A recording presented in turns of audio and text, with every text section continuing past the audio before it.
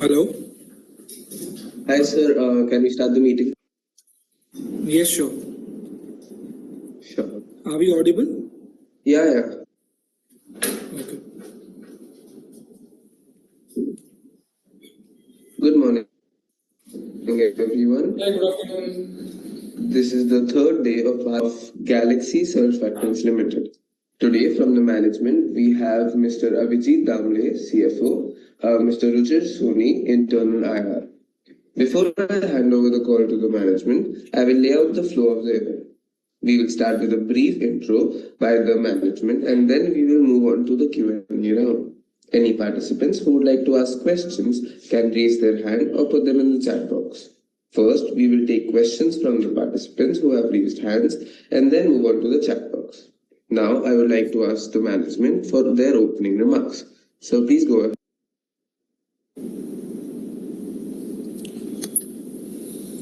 Hi, this is Abhijit Damle. I am the CFO of Galaxy Surfactants Limited. I have been with Galaxy for about 16 years now. I am a chartered accountant. Over to Ruchir. Yeah. Hello, everyone. My name is Ruchir Soni. I handle investor relations in Galaxy. So I am also a chartered accountant with 15 years of experience.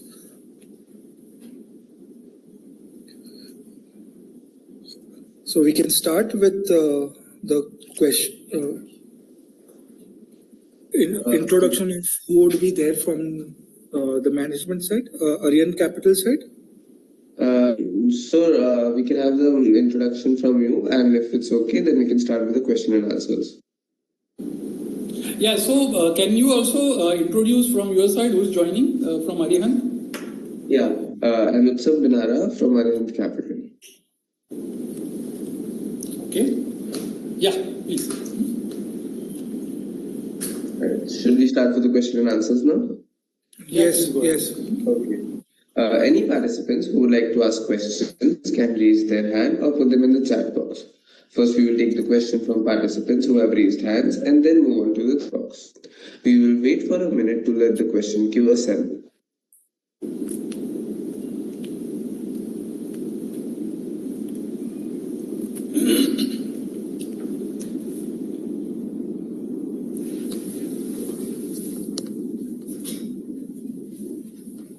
Our first question is from Mr. Andre Purushottam. Please go ahead.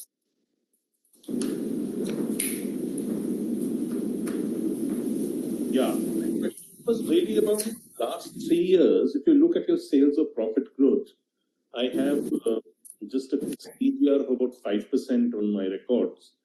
So, what explains this tepid kind of growth, and how do you see the scenario changing in the future? And do you see some prospects of higher growth? And if so, from where will this higher growth come from? Yeah, so thanks for your question. So you're right. I think if you see last couple of years, I think since COVID, every year there has been some or the other external factors that has affected some of the regions. Like we have seen after COVID, we have seen disruptions on account of supply chain. We have seen US stocking and destocking happening in one of the years. Russia-Ukraine war. Supply chain uncertainties due to the Israel and Hamas war. So all along all these years, I think there has been no I would say a sort of a stable external operating scenario. All along, I think last to last year, we also saw inflation challenges on account of various Fed rate increases and all those things. So that has been one of the reasons why the growth that has been tepid in the last couple of years. Given the fact that Galaxy is operating in all the regions, so we basically segregate our regions into India, AMET, and rest of the world. So taking India and AMET as a region, they are still developing economies, and with respect to the headroom that is available for growth, we see a long runway that is possible. To give an example, India barring last year, I think last 2 to 3 years has shown it can grow with respect to the growth in double digits that we have demonstrated in 23, 24, 22, 23 as well. So we believe that there is a long headroom available for growth. And the other part that I would like to mention here is that in connection with the premiumization. So we have seen recently a trend towards moving from traditional maybe cake-based soaps or dishwashes or many other items lab-based. So we have seen a move towards oleochemical-based surfactants, which is an area we basically cater to. So this premiumization trend has been happening for, it's happening for last few years now. Still, I think we are in very early stages. If we compare ourselves with where maybe US or China were maybe about a decade or two decades back, and that gives us a confidence that we still have a lot of avenues available for growth. So that is where what we see is going ahead. If things become stable, we don't see a challenge in growing our business in India, in AMET. And as far as the rest of the world is concerned, we are still a very small player as far as the total market size is concerned. And that is where our strategy talks of winning in Americas and retaining our leadership position in India and AMET, along with our focus on surfactants. And as far as detergents are concerned, you have lab, STPP, soda ash, all not very environment friendly.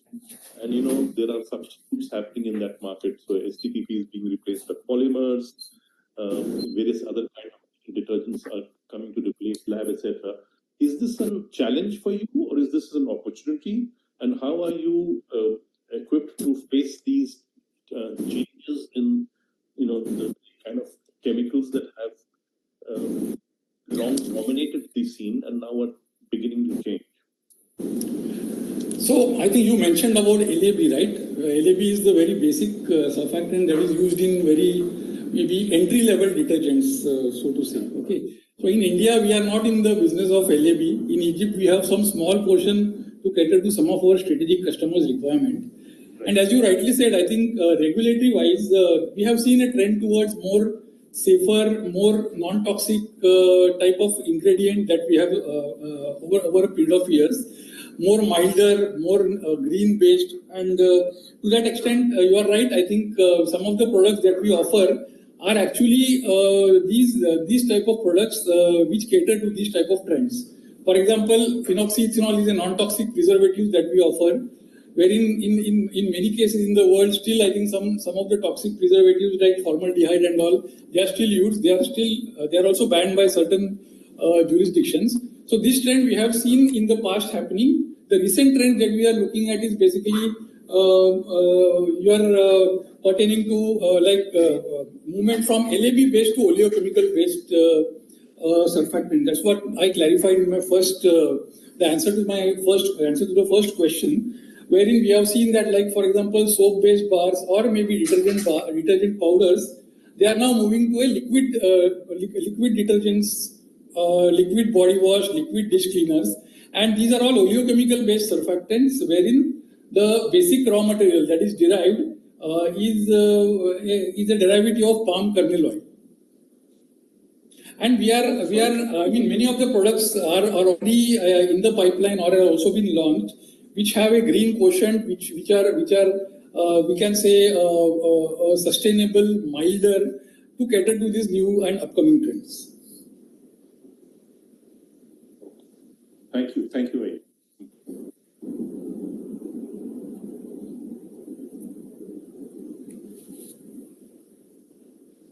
Can we have the next question, please? Yes, the next question is from Ms. Sangeeta Purushottam. Please.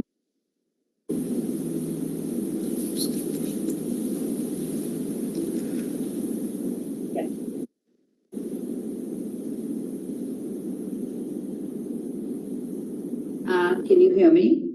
Yes. Yes. Is it possible possible for you to take us through what are the likely tailwinds that the business is likely to see in the next 2 to 3 years, which could drive top line or margin growth? And are you out of the issues that you faced in the last 2 to 3 years? Yeah, so one of the tailwind can certainly be the headway or the runway that is available for growth as a macro perspective. Okay, so if you see the per capita consumption that if we calculate of India or maybe even the developing regions like AMET, it is a fraction of what possibly currently China or Korea or maybe the developed nations they have. That is certainly one very major, I would say, headroom available for growth, and that gives us actually the confidence that we have a long way to go, and that is where our strategy has also been prepared on those lines with respect to the various regions, the requirement of the various regions, and the strengths of the company that is in various regions. Now, coming to the short term, I think some of the changes that recently we have seen made in the budget this year, lowering the tax rates, maybe the GST reform that have been made just recently, those, in our view, will certainly provide a fillip or the tailwind that is required for growth. The other part is currently the basic feedstock that is used for manufacture of oleochemical based surfactant, which is lauryl alcohol, is almost at a very high. They are at a very high levels currently, and once they come down, the end product prices will also see that benefit, and which is where I think in the last couple of years, as far as growth is concerned, because of the high prices and the end companies, they don't want to change certain price points because of the fear of maybe demand falling. We have seen shrinkflation in India, so that has also affected the volume growth. And going ahead, if you see when these are obviously cyclical prices that correct. So once these come back to normal, I think that can provide a significant boost overall, not just in India but also across all the regions for the purpose of for a higher growth. Right. So if I look at, the factors you have mentioned, both for your future growth, as well as the factors which affected your growth in the past, most of them seem to relate to the environment. So, are there any factors which are within the company's control in terms of either changing the product mix or being in the right kind of products, etc.? Because otherwise, the sense I get is that the business is cyclical depending on how the environment shapes up. So is there anything you can do to kind of manage your own destiny more proactively? So I think it's a very good question, but the fact is that we cannot delineate ourselves from the environment. So, like for example, if the supply chain, say for example, now our exports, the international business, if you see, is almost I think more than 50%. So if the supply chain isn't conducive to say timely deliveries of raw material, timely dispatches of finished products, certainly it is going to impact whatever you have planned, even though you may have a capability, even the customer may be wanting. But all these things certainly do play a role. Even though we say, like for example, being in the business, most of the products are used in the day-to-day cleaning and hygiene related products, even though certain non-elasticity that is there along with it. But we do have seen some ways in which, like I mentioned, for example, shrinkflation, wherein the price points are kept the same, but the grammage gets reduced. Or for that matter,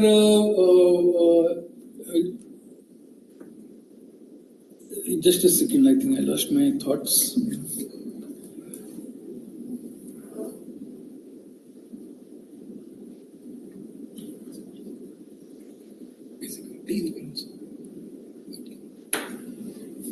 Yeah, sorry. So what I was saying, so even though we have seen that there is a certain non-elasticity to demand, but we have seen consumers in case of high prices or maybe inflationary scenarios.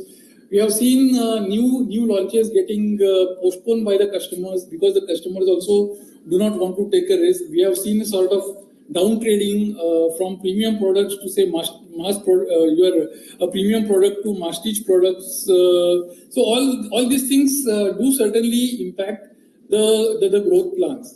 So given a stable runaway, if you ask me, devoid of any external factors, which is generally not be the case, because ultimately we will be required to navigate the external factors altogether. But these external factors do certainly play a role in determining how the company would grow.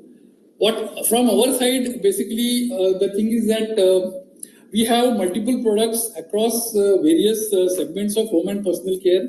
We may probably be the only company that offers products in a specific to home and personal care segment. We have innovation pipeline in line with the requirement of the current trends, with an added focus on beauty and wellness, and our ability to reach across across the world in all the regions through our manufacturing setup in India and Egypt. Some of the manufacturing also happens in US with respect to proteins. I think we are in a position to capitalize the opportunities as they come. And going ahead also, what the additional steps that we have taken, we have also increased our market presence by way of additional subsidiaries that we have now set up in Europe and Mexico. We have also had a senior level appointment that we had done recently, about a year and a half back, in our subsidiary Trike, to drive the next period of growth. Likewise, we have also appointed a new president and CEO in our other subsidiary in US, which is Galaxy Surfactants Americas. Having boots in the market, participating in various exhibitions, coming out with newer products that appeal to the current trend. So these are the steps that we are already taking to ensure that we are ready whenever an opportunity presents. And at the same time, our sales team is also fully committed to the strategy that we have already announced. Okay, thank you. Thank you. Our next question is from Ishima Bansal. Please go ahead. Hey, good afternoon. Am I audible? Yeah, please Yes. Sir, mostly I want to understand on the business products. Like you have said that most of the sales are for performance and other category. So can you please broadly tell what are the products, and do we sell at a byproduct level or finished products? So I want to basically understand in a brief, sir, what is the value chains of this business? Can you repeat your last part? And it was not audible properly. What is the value chains in this business? Very briefly, sir.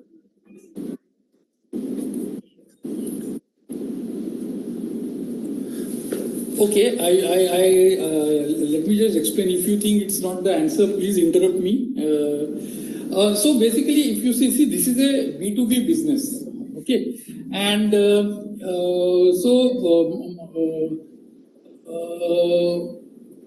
if you see in our case, the most of the prices, the feedstock prices one of the feedstock that we use is laurel alcohol, and it's a sort of cyclical pricing pattern. We have seen it range from about $1,000 to about $3,000+ per ton in the last couple of years. So most of the times, I think there is an understanding or an arrangement with the customer by way of a formula-based pricing or a cost-plus pricing, wherein the feedstock price changes are basically passed on to the customer. Some of the customers that we do sell are based on spot. Supply chain forms a significant part of our commitments to the customers because of the volumes that we handle. Performance surfactants basically are handled in thousands of tons likewise. So So by way of competitiveness in a particular region, we can be competitive, and that was the genesis of our establishment of our plant in the AMET region, which is halfway to US, and also across the Mediterranean. We can also cater to our customers in the Europe and Eastern Europe region. Other than that, if you say about specialty, they are not that significantly impacted by the raw material price fluctuations, and that is where the sales that the value that is derived out of those using those specialty products, either it can be milder, non-toxic, green, minimalistic, multifunctionality. So these are the benefits on which these products get sold to the customers. I hope I was able to answer. If I have not. Yes, sir. Thank you, sir. Yeah. Thank you. Any participants who would like to ask questions can raise their hand or put questions in the chat box. So there are questions in the chat box. I'll be reading them out now. The first question is, what is the revenue guidance for FY26?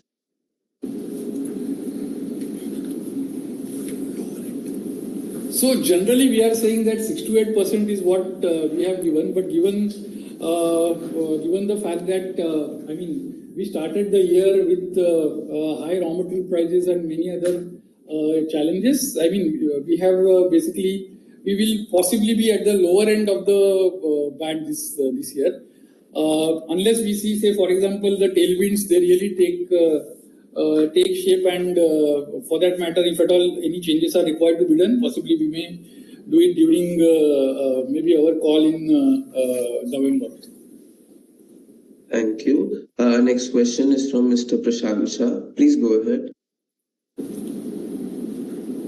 Hello, am I audible? Yes, Yeah, sir. Yeah. So a couple of questions. One is that, you have the company is in the business of performance surfactants and specialty, but the margins are nothing sort of special. Like they are just hovering around 10-11% for quite some time. So is it that now the specialty chemical and performance has become commoditized, and the company needs to move forward to a new set of products, or how is it like? So I think you are comparing this with the sales price, right? So the margins as a percentage of sales price. Yeah. Yeah.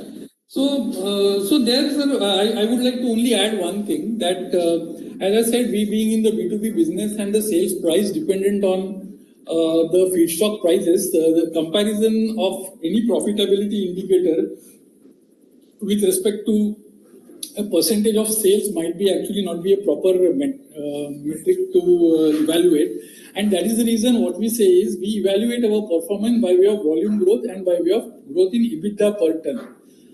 Now the EBITDA per ton basically comes from your mix of performance and specialty, your operational leverage, and that is how so we generally evaluate ourselves, because in a year when your feedstock prices are at a high, you will see at a constant profit also you will see your profit level indicator possibly even down by 50%. So that is why we don't evaluate by way of profitability as any percentage of sales.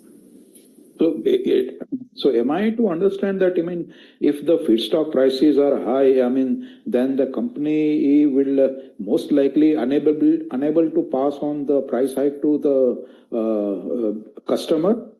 It's actually the reverse that what I am trying to say. So because there is a mechanism in which we have maybe formula-based pricing mechanism with our customers, or cost-plus pricing in most of the cases, what happens is these hikes do get passed on to the customers, and that is the reason, because of the high prices, your denominator increases, and even if you are making the same physical output or same physical quantity and same profits, your profitability level indicator will show a dip because of the higher denominator. Okay, so basically the margins are capped on a per volume basis, per quantum basis, and not on a percentage basis. If that's the right? Yeah, so that is where, which is actually an overall mix of various performance specialty regions, products, SKUs, and overall basis, that is what we evaluate on a EBITDA per ton basis. Okay, and in terms of different, with your competitors, I mean, like, what would be the approximate in percentage terms price difference between you and the Chinese competitors? So, I mean, it depends on case to case, product to products, and nowadays, not just nowadays, even the duty part has a sort of a lot of impact because of the duties.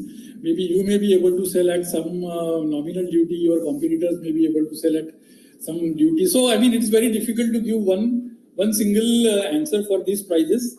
But a range. A range, even difficult to give a range. For example, in India, suppose if you import from China, there is a 7.5% duty. If you import from Southeast Asian nation, there is a 0% duty under ASEAN. Likewise, there will be many other areas wherein this differentiation will be there. And given complications of your volatility in raw material prices, it is very difficult to actually give a range in this matter. Okay. But I mean, like, say, when you benchmark or when you negotiate a contract, I mean, with a customer, and when you work out a formula-based pricing, I mean, you would definitely be keeping in mind that you are not outpricing the competitor. So, for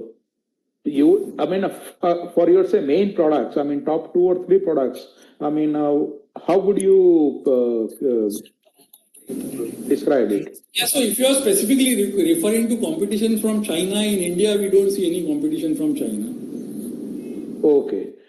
And my last part, I mean, just was that, I mean, say, if we take, I mean, we are in a B2B business, so, I mean, our products go into the, say, home and personal care or detergents on, I mean, others, I mean, beauty and personal products. And what percentage of our products is the final price of our customer's product?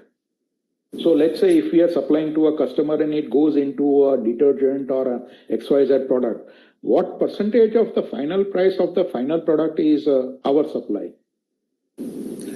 So again, it depends on the type of product that we are mentioning. It can be body wash, it can be detergent, it can be shampoo, it can be various other maybe value-based specialty. But on an overall basis, I think it would be fair to say it would be maybe somewhere in the range of 10 to 15%. Oh, okay. That's it from my side, and wish you all the best. Thank you. Thank you. Any participants who would like to ask questions can raise their hands or put them in the chat box. The next question in the chat box from Mr. Deep Shah is, what gives management confidence to increase volume by 2x and PBIDT by 2.5x by 2030?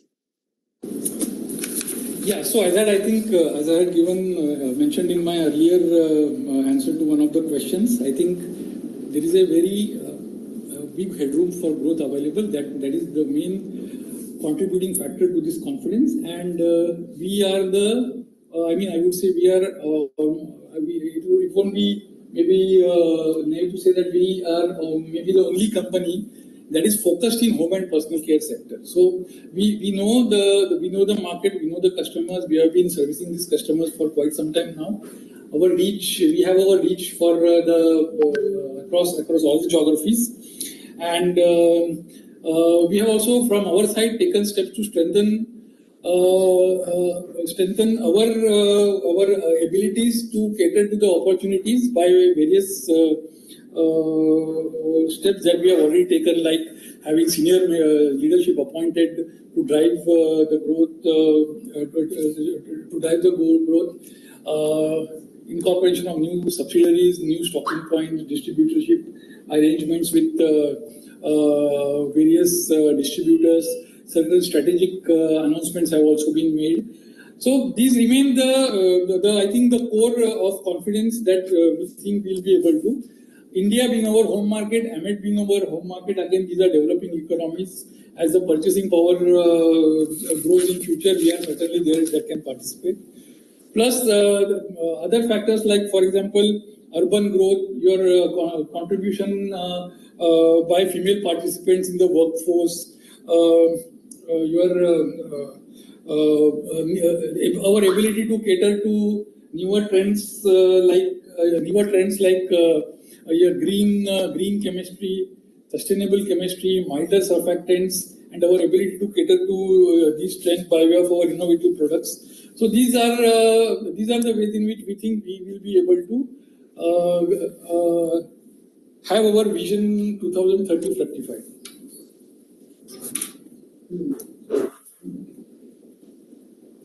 Thank you. Our next question is Mr. Rajesh Chavan.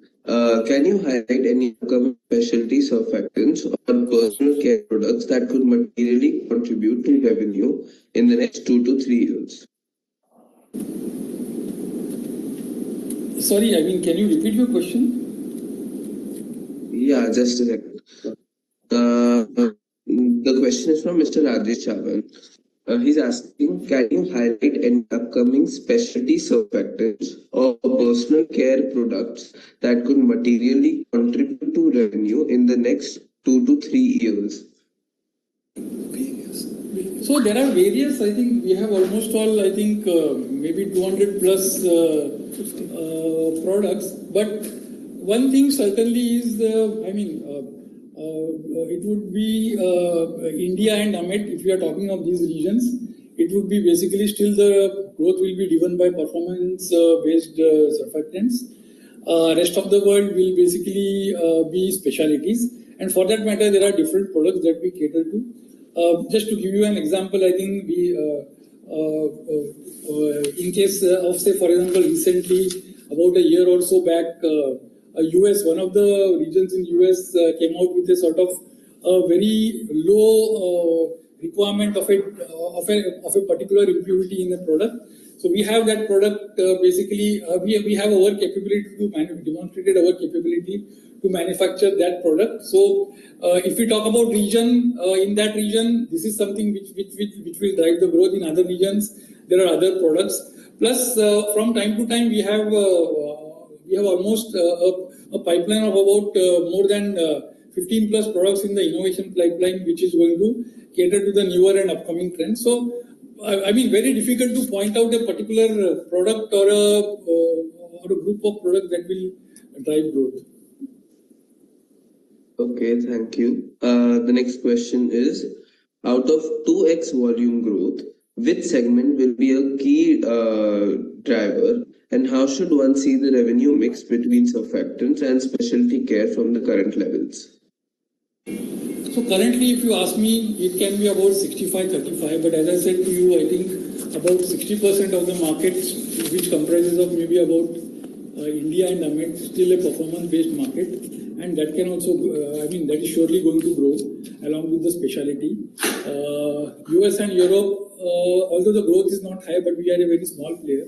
So we see by way of maybe penetrating in the market and challenging the existing competitor, even though the growth in the surfactant may be high. Overall, we don't see any significant change in this ratio of 65-35. Possibly over a period, it can go to 60-40 or 55-45, but the change is going to be gradual. Thank you. The next question is, how will you sustain and improve margins amid raw material volatility and global expansion through pricing, product mix, or high margin segment?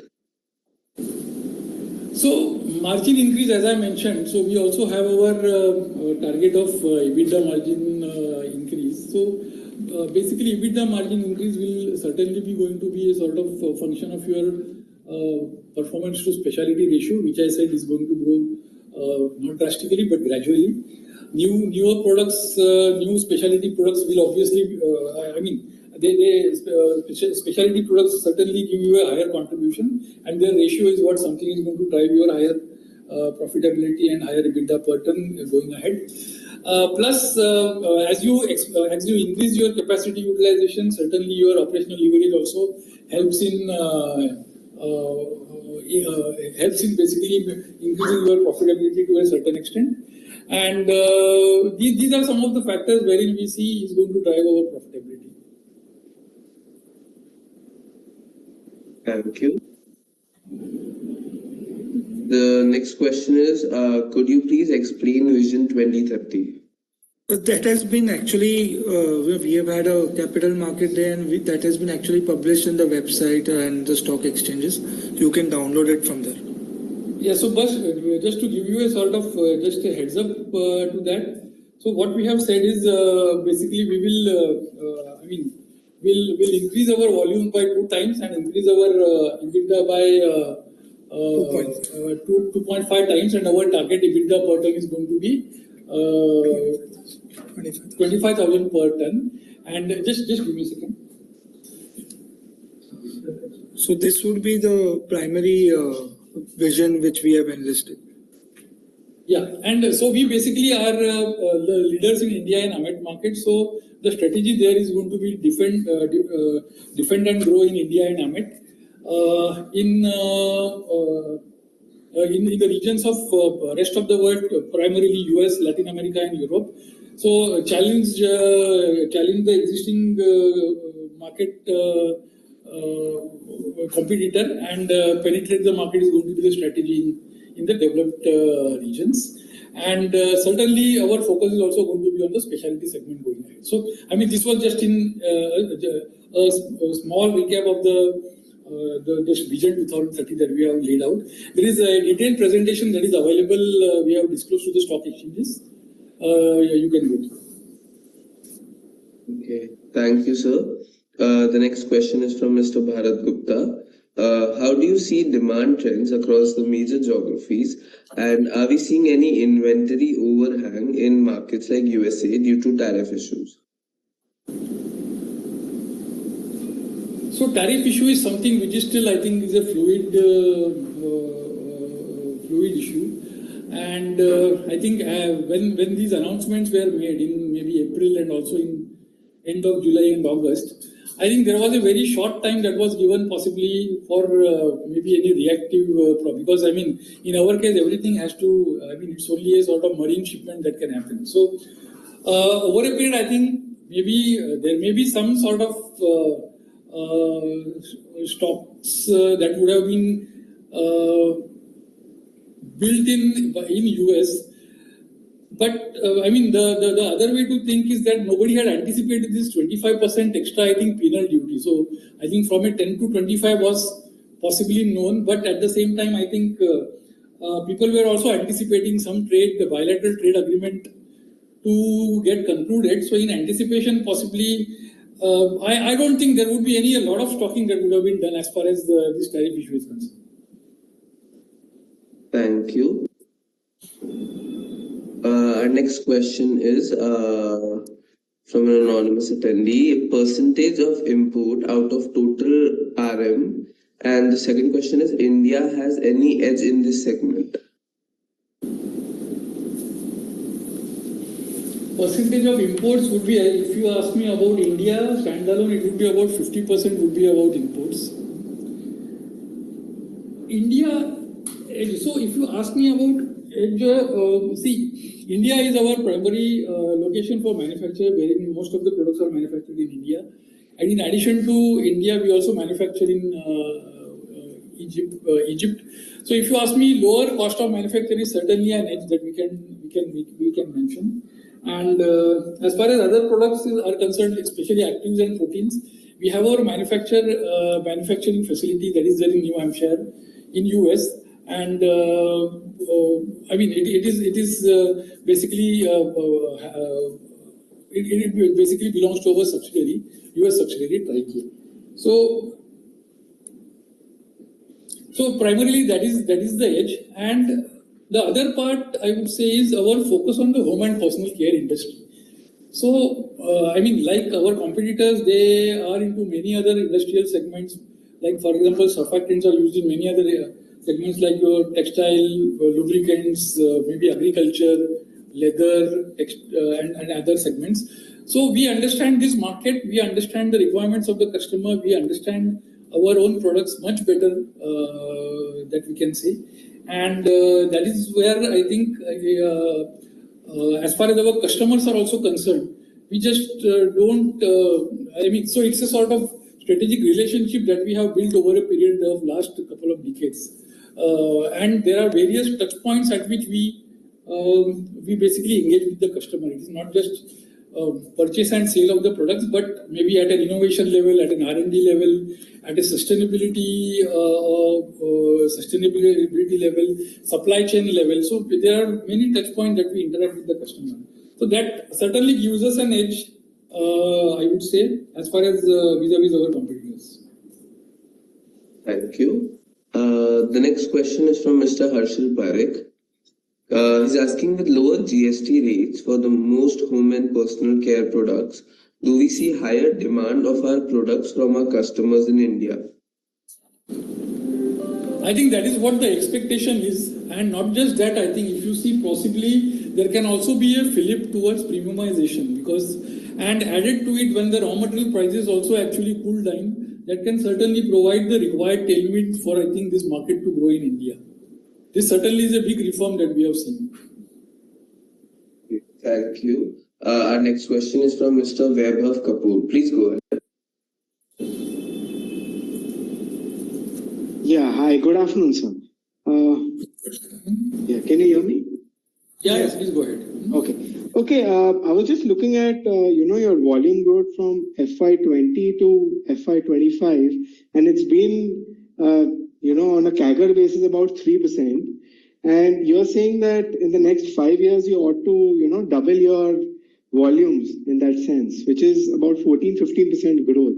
So I just want to, so there's some kind of a dichotomy in my mind about this contrast of the past 5 years versus the 5 years ends. So you can give some understanding of what is happening here. And the second question is again with respect to margins.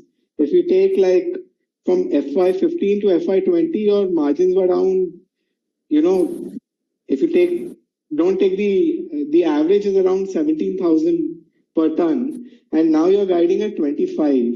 So I just want to understand, how has this evolution happened on a longer time frame with respect to your margins? You did explain the performance chemicals, performance surfactants point of view, but if you could just take it more broad-based in that sense on a longer time frame. Yeah, thanks, Vaibhav. I think your question is valid given the past performance. But as I mentioned, I think past performance we need to also look at in the backdrop of various external challenges that possibly we have seen. I mean, last 5 years, 5 to 6 maybe external challenges that we have seen, some of them already continuing. And to that extent, I think, as I said, certainly that also has some role in the tepid growth that we have seen over a period of years. As far as I think our vision and the road ahead is concerned, so this is not just an organic growth that we have said. It will certainly be also complemented maybe by certain inorganic initiatives and strategic partnerships that we have mentioned. So typically, if you see, I think we have mentioned in our Vision 2030 presentation also, about 50% will be organic growth, which can maybe turn out to somewhere around 7 to 8%. That is what we are seeing. Something coming from new products, maybe about 2 to 5%, and inorganic may add about something like about 3 to 5%. So that can be given as a snapshot. That is what has been mentioned by us. And as far as I think your EBITDA per ton growth is concerned, so we generally see, expect that given the circumstances, I think last couple of years also, I think EBITDA per ton may possibly grow at a long-term CAGR of about 3 to 5%.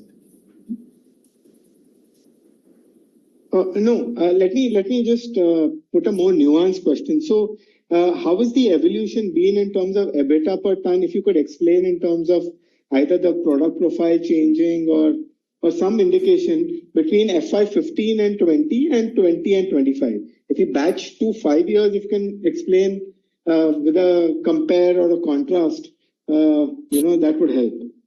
So, Vaibhav, one of the things that possibly, I can make out as a distinction between maybe 14, 15 or 16 is our focus on specialties. So I think 13, 14 or so, I think we started with our, major journey with development of a mild surfactant facility, and that has been one of the key drivers wherein we are saying our key contributors, which has driven, and also in going ahead it will further drive the EBITDA per ton growth.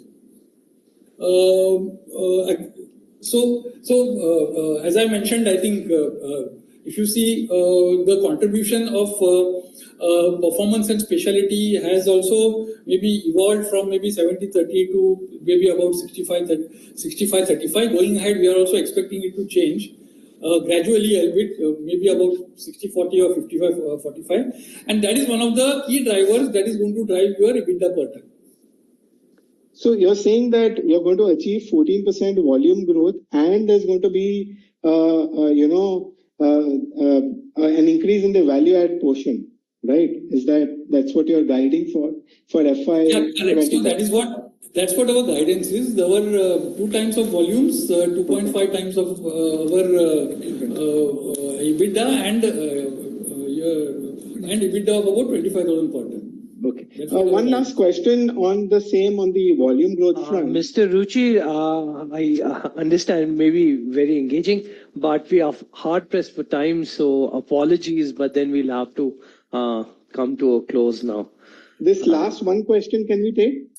Sure, if you can make it really brief, please. Yeah, it's brief. So, suppose, from in the next 5 years, if the demand environment is a little tapered, and your volume growths that you've projected seem to be on the lower side, then how does the margin impact happen? If you could give some understanding there.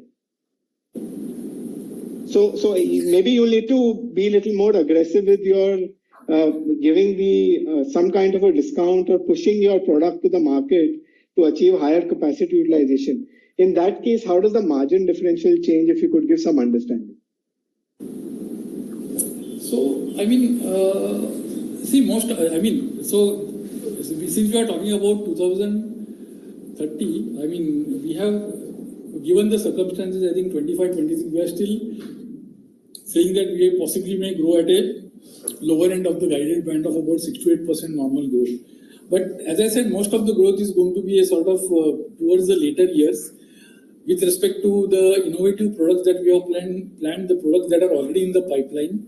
And most of the products are specialty products. So obviously they will go through a sort of your phase of acceptance by the customers, market development, and growth and getting the market share for those products.